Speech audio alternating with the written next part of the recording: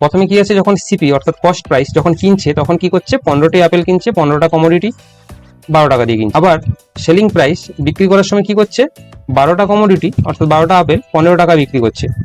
এবার যদি আমরা এই কমোডিটি দু ক্ষেত্রে সমান করতে চাই তাহলে কি করব, আমরা এই দুটো লসাগু বের করলাম, সেটা হলো 60, তাহলে 15কে 4 দিয়ে গুণ করলাম আর 12কে 5 দিয়ে গুণ করলাম, 15 4 60, 12 5 60, দুটো কমোডিটি সমান হয়ে যাচ্ছে।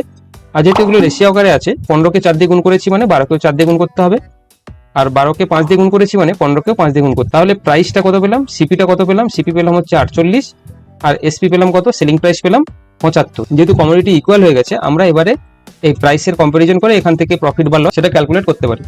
তো আমাদের এখানে সিপি 48 হলে এসপি কত হয় 75, প্রফিট কত হচ্ছে 27। তাহলে 27 টাকা প্রফিট যদি হয় 48 টাকার উপরে, সেটা মানে কত পার্সেন্ট, ইন্টু 100, 225 ডিভাইডেড বাই 4%, অর্থাৎ এটা ভাগ করলে 56.25% আসবে। অপশন বি হয়ে যাবে উত্তর।